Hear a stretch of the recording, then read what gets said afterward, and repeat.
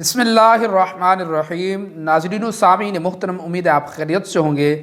جس طرح کہ آپ جانتے ہیں یہ مہینہ بابرکت مہینہ رجب المرجب شریف کا ہے، اور اس کے اندر ایک ایسی بابرکت رات ہے جس کو شب معراج کی رات کہا جاتا ہے۔ تو اس رات میں کیا واقعہ پیش آیا اور کب پیش آیا اور کس ہجری کو پیش آیا، آئیے آج ہم مختصر سا سنتے ہیں کہ اس رات اور اس مقدس رات کو آخر کیا ہوا تھا۔ ناظرین و سامعین محترم، بعثت کے 11ویں سال 27 رجب المرجب کی رات محبوب رب العلا امام الانبیاء نبی پاک صلی اللہ علیہ وسلم اپنی چچا زاد بہن حضرت ام ہانی رضی اللہ تعالی عنہا کے گھر آرام فرما رہے تھے کہ حضرت جبرائیل علیہ السلام اللہ کے حکم سے حاضر ہوئے اور آپ صلی اللہ علیہ وسلم کو وہاں سے مسجد حرام لا کر حتیم کعبہ میں لٹا دیا۔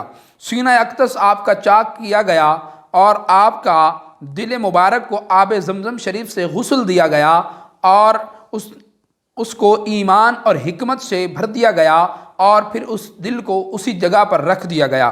اس کے بعد آپ صلی اللہ علیہ وسلم کے بارگاہ میں ایک سواری پیش کی گئی جس سواری کا نام براق تھا۔ حضور سید عالم نور مجسم صلی اللہ علیہ وسلم اس پر سوار ہو کر بیت المقدس روانہ ہوئے۔ راستے میں آپ نے بہت سارے عجائبات اور مشاہدات کا نظارہ کیا۔ بیت المقدس جب آپ تشریف لائے، جہاں پر مسجد اقصی موجود ہے، وہاں آپ صلی اللہ علیہ وسلم کی شان و عظمت کے اظہار کے لیے اللہ کریم نے تمام انبیاء علیہ السلام کو وہاں جمع فرمایا، اور میرے آپ کے آقا نبی مصطفیٰ صلی اللہ علیہ وسلم نے تمام انبیاء علیہ السلام کی امامت فرمائی۔ پھر مسجد اقصی سے آپ کا سفر آسمانوں کی طرف شروع ہوا۔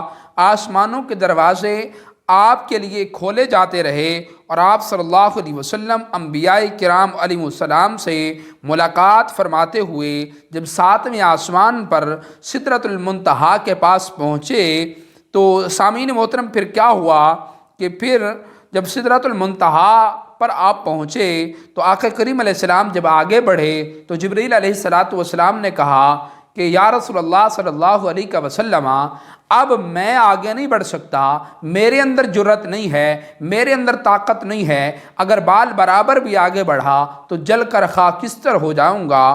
تو وہاں پر حضرت جبرائیل علیہ السلام بھی ٹھہر گئے، اور آگے جانے سے آپ نے معذرت کر لی، اور آپ صلی اللہ علیہ وسلم آگے بڑھے اور بلندی کی طرف سفر فرماتے ہوئے مقام مصطفیٰ پر تشریف لائے۔ پھر یہاں سے آپ آگے بڑھے تو عرش آیا۔ آپ صلی اللہ علیہ وسلم نے کیا دیکھا؟ آپ صلی اللہ تعالی علیہ وسلم کو اللہ پاک نے اپنا وہ قرب خاص عطا فرمایا جو کسی کو نہ ملا، نہ ملے گا، نہ مل سکتا ہے۔ وہ صرف آپ ہی کی خاصیت تھی اور آپ ہی کو ملا۔ سرکار دو عالم صلی اللہ علیہ وسلم نے جاگتی آنکھوں سے آپ صلی اللہ علیہ وسلم نے اپنے رب اللہ عز و جل کا دیدار کیا، اور بغیر کسی رکاوٹ کے، بغیر کسی واسطے کے آپ نے کلام کا شرف حاصل کیا۔ اللہ کے ساتھ اب ہم کلام ہوئے، اللہ کا دیدار کیا، اللہ نے حضور کا دیدار کیا، حضور نے اپنے رب کا دیدار کیا، آپس میں ہم کلام ہوئے، کوئی رکاوٹ نہ تھی۔ سامعین محترم، اس موقع پر اللہ کریم نے اپنے محبوب علیہ السلام کو ایک بہت پیارا تحفہ عطا فرمایا۔ اسی وقت کہ وہ تحفہ کیا تھا؟ سامعین محترم، وہ نماز تھی، اور وہ نماز جو ہم 5 وقت ادا کرتے ہیں، اور اسی لیے اس نماز کو مومن کے لیے معراج بنایا گیا۔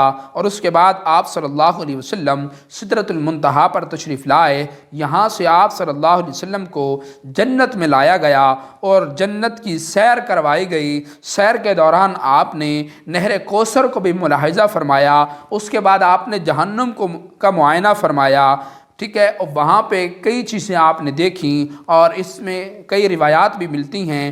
بعد ازاں آپ صلی اللہ علیہ وسلم سدرۃ المنتہا تشریف لائے، جس کے بعد آپ کا واپسی کا سفر جو ہے وہ شروع ہوا۔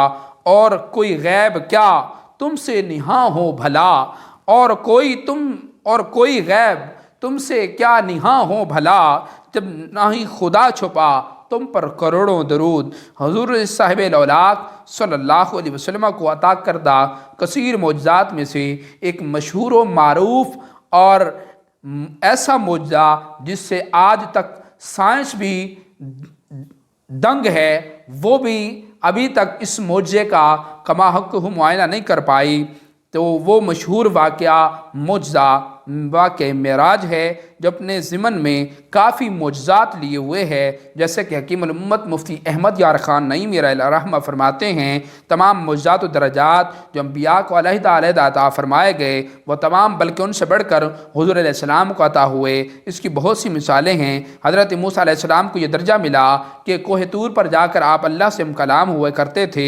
حضرت عیسیٰ علیہ السلام چوتھے آسمان پر بلائے گئے۔ حضرت ادریس علیہ السلام کو جنت میں بلایا گیا۔ حضور علیہ السلام کو معراج دی گئی، جس میں اللہ عز و جل سے کلام بھی ہوا، آسمان کی سیر بھی ہوئی، جنت و دوزخ کا معاملہ بھی ہوا، معائنہ بھی آپ نے کیا۔ غرض یہ کہ وہ سارے مراتب ایک معراج میں طے کر دیے گئے۔ تمام پیغمبروں نے اللہ عز و جل اور جنت و دوزخ کی گواہیاں دیں اور اپنی امت سے پڑھوایا اشہد ان لا الہ الا اللہ، مگر ان حضرات میں سے کسی کی گواہی دیکھی ہوئی نہ تھی، سنی ہوئی تھی، اور گواہی کو انتہا دیکھنے پر ہوتی ہے، تو ضرورت تھی کہ اس جماعت پاک انبیاء میں کوئی وہ ہستی بھی ہو جو ان تمام چیزوں کو دیکھ کر گواہی دے۔ اس کی گواہی پر شہادت کی تکمیل ہو جائے۔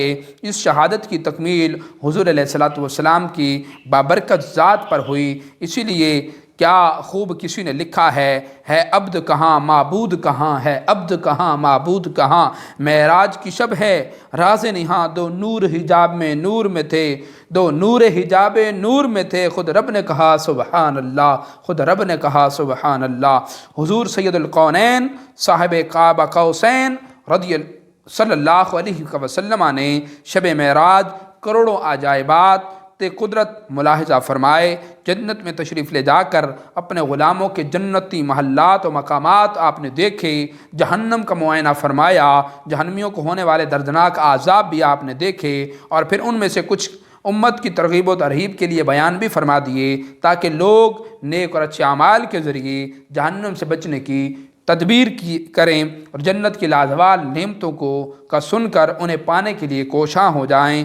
ان میں سے چند ایک واقعات و مشاہدات میں آپ کے سامنے پیش کرتا ہوں۔ شب معراج آپ صلی اللہ علیہ وسلم نے موتیوں سے بنے ہوئے گنبد نما خیمے ملاحظہ فرمائے، جن کی مٹی مشک کی تھی۔ عرض کیا یہ آپ صلی اللہ علیہ وسلم کی امت کے جو آئمہ اور مؤذنین ہیں، یہ ان کے لیے اللہ پاک نے بنائے ہیں محلات، اور پھر چند بلند و بالا آپ نے مزید محلات ملاحظہ فرمائے۔ عرض کیا گیا یہ غصہ پینے والوں اور معاف کرنے والوں کے لیے ہیں، اللہ عز و جل احسان کرنے والوں کو پسند فرماتا ہے۔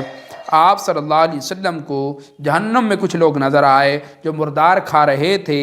عرض کیا یہ کون لوگ ہیں؟ فرمایا یہ وہ لوگ ہیں جو لوگوں کا گوشت کھاتے یعنی غیبت کیا کرتے تھے۔ کچھ لوگوں کے پیٹ مکانوں کی طرح بڑے بڑے تھے جن کے اندر سانپ باہر سے نظر آ رہے تھے۔ عرض کیا کہ یہ کون لوگ ہیں؟ فرمایا یہ وہ لوگ ہیں جو سود کھاتے ہیں۔ اور کچھ لوگوں کے سر پتھروں سے کچلے جا رہے تھے جو ہر بار کچلنے کے بعد درست ہو جاتے تھے، اس معاملے میں ان سے کوئی سستی نہیں برتی جاتی تھی۔ عرض کیا یہ وہ لوگ ہیں جن کے سر نواز سے بوجھل ہو جاتے تھے۔ عفو کر اور صدا کے لیے راضی ہو جا، اگر کرم کر دے تو میں جنت میں رہوں گا یا رب۔ سامعین محترم، یہ مختصر سا واقعہ تھا جو کہ میں نے آپ کے سامنے بیان کیا۔ اللہ کریم ہم سب کو نبی پاک صلی اللہ علیہ وسلم کی شب معراج کا صدقہ اللہ ہم کو نماز کی پابندی عطا فرمائے۔ آمین۔ السلام علیکم ورحمۃ اللہ وبرکاتہ۔